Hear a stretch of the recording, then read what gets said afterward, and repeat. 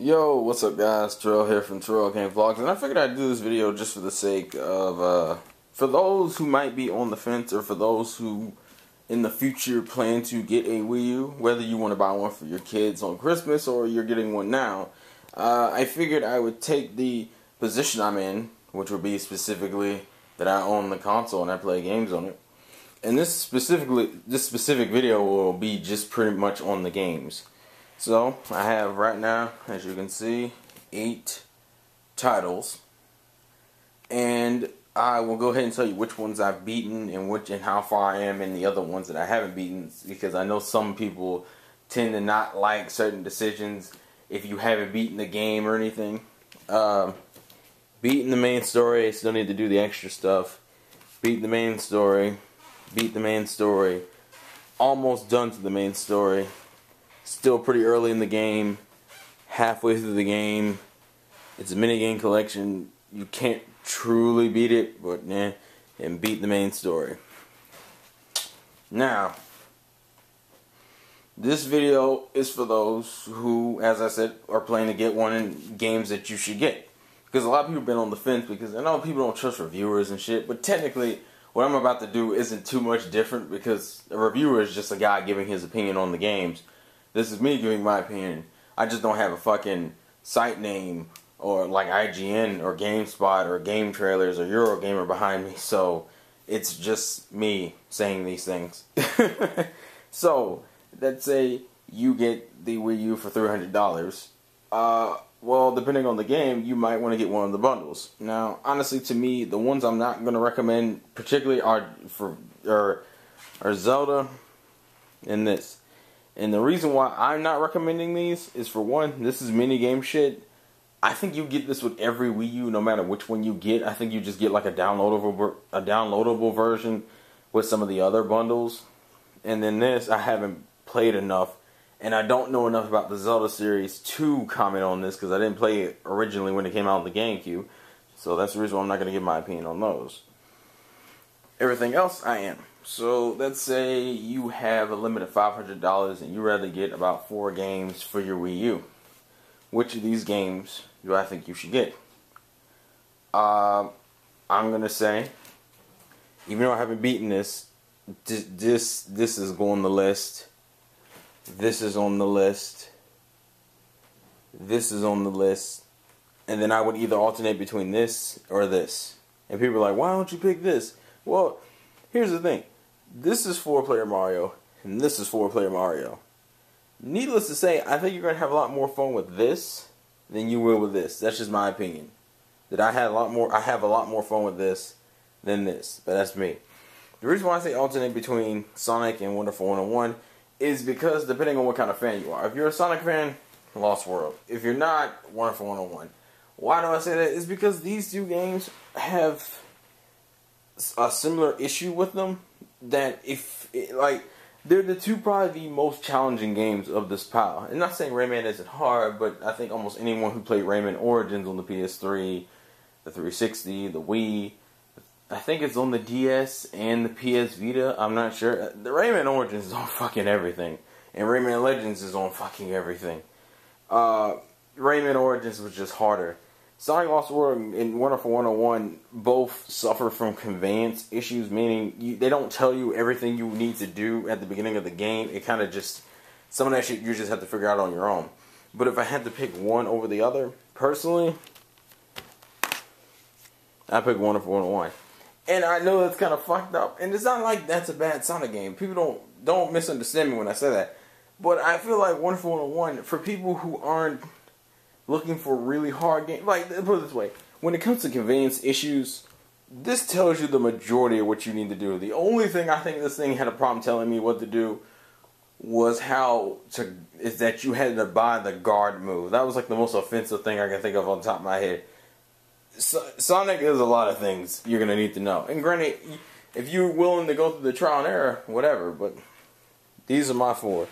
Super Mario 3D World, Wonderful 101, Pikmin 3, Rayman Legends. Now, let's say you only want to pick 3 games. Well, I think this is in a bundle anyway. I'm not sure about these 3. Rayman might be, I'm not sure. But But I think 3D World's in a bundle. So let's say you only want to pick 3 games. Well, if you're only going to pick 3 games, then I would throw out... It's between these two. And particularly because they have a similar feel to them. But just to keep the sense... If you want a game balance, I throw out Pikmin 3. In terms of game balance, so you have like your platformer, your traditional Mario platformer, an action game, and a more 2D platformer. But if you don't mind the variety, but if you want the Pikmin style, the thing about Pikmin is that Pikmin's kind of slow paced, and it's the kind of game you take your time in, which might be better considering both of these games. That's the thing. That one's a lot more action oriented. So if you want a chill, a really chilled out game, this works too. So these would be my 3. Now, if you're going to get 2 games, I would throw out Pikmin 3. To me, now granted, I'm a platforming fan, so it may change for you. But Rayman Legends to me is one of those platformers you have too much fun with. Like, this game is easier, so I can see a lot of new people jumping into the Rayman series. Not saying the Origins was so fucking hard you couldn't get into, but I could understand why people had issues with it, especially when you realized some of the later stages you had to go back and beat because you didn't have enough crystals are really fucking hard. And unless you're like a platforming veteran, Origins kind of wore on you near the end of it. Rayman Legends doesn't do that. It gives you enough challenge, but it's consistent enough with it so you don't get bored of it. And that's just me. And then Super Mario, and the people are like, why the hell is 3D World so high on the list? So you can be like it's like, because it's such a chill Mario game. And remember, this is coming from a guy who hasn't played Galaxy, who hasn't played Sunshine, who hasn't played what's the one before that? Or would that be 64? No, I haven't played or beaten 64 yet either. This is coming from a guy who's taken a pretty decent break from 3D Mario. I may have touched those games occasionally, but I've never gotten further in them. I think it's because this Mario is a lot more streamlined. The one thing I kind of hate about the like open world Mario games, which is like every other Mario game, console Mario game anyway, is that they're open world and you kind of just have to figure out I can't see little kids finding that shit easy. Because I remember picking up 64 when I was little, and it just confusing the shit out of me. It's like, where do I go? What do I do? And then random things would happen, and I'm just like, okay. Like, this is a lot more streamlined, and there's a lot more creativity because it's streamlined. Yeah, it's easy, but it depends on what kind of Mario fan you are. So if you weren't the type to really get into Galaxy, or Sunshine, or 64, I feel like 3D Mario World will work for you. Now, if you are a 3D fan, then you could easily switch out Mario for something like Wonderful 101 or Pikmin 3. And if you are a Sonic fan, then I would get Lost World. But for me personally, these are the 2 I get. And then if you had to pick one, this is where the struggle begins. Because I could easily see anyone picking up one of these. If they can only pick one game. But if I had to pick one, it just depends on what more of a fan you are of. 2D platforming, if you're looking for a challenge, Rayman Legends. If you're looking to have but that's not even really fair either, because I've heard the later stages in this thing get really fucking hard, and it's been pretty challenging kind of sort of challenging. I think it's because it's easier to beat this game than it would be that game. But if I had to pick one I would play over the other, I honestly, you could pick either one. That's the way I view it. Like, it's really hard to pick. Because I want to say this because of the challenge, and I like the musical levels and things, and it does have a cool multiplayer in the online challenge maps that keep you into it every day. But at the same time, you have multiple characters that actually mean something, because this thing has multiple characters too, but there's no change in attributes. This has different characters with different abilities. There's an unlockable 5th character that if you haven't seen the spoilers for the game, you don't know who that is yet. And as much as people don't like it, the cat suit power-up is awesome. It's fun as hell. I'll probably have a written review up on this game as soon as I beat it, which will probably be within the next few days. But in terms of top 5 games, and people are like, well, why didn't you put this on here? Particularly because if you played the one on the Wii or the one on the DS, it's the same damn game. That's just I'm being perfectly honest. It's the same damn game. There's not too much different about it. Super Mario 3D World, we haven't had a game like that. The closest game we had to that was Super Mario Bros. 2, and I think it's been long enough where you're not going to be like, man, this is so goddamn... It's like, God, this feels so redundant.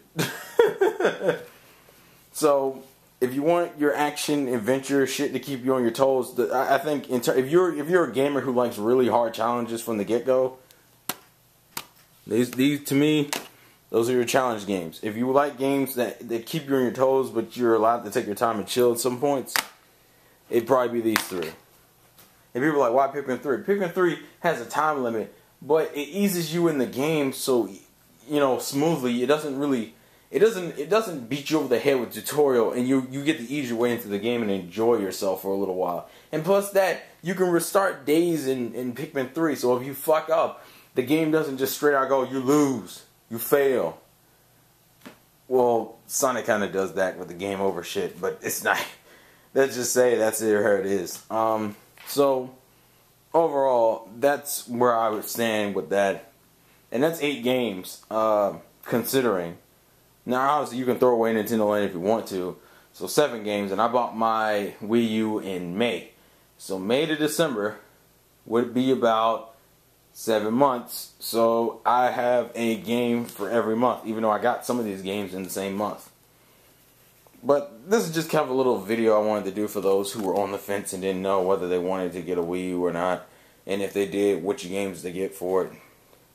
I know they do have some cool third-party titles, but honestly, most of those third-party titles I either didn't buy or I bought on a different system. Except Rayman Legends. I think Rayman Legends is something you should get for the Wii U specifically.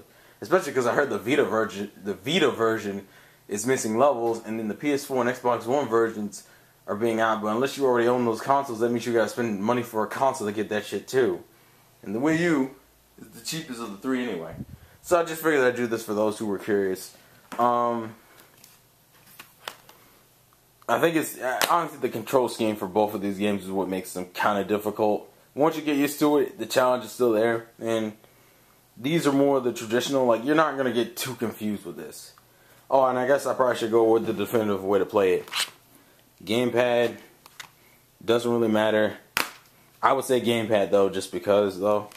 Wiimote and nunchuck with the gamepad as the map. Doesn't really matter. Especially with that new update, it really doesn't matter. But I probably would use gamepad just in case because of the Wisp power-ups. Gamepad definitely. Like, and I guess I should do that real quick. The games that are the best for the gamepad, like make use of the gamepad the best. This.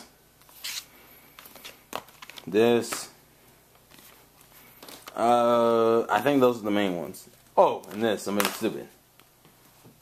And Pikmin 3 can kind of be a middle ground. I'm not saying these two don't use them, but they're not really using that many ways.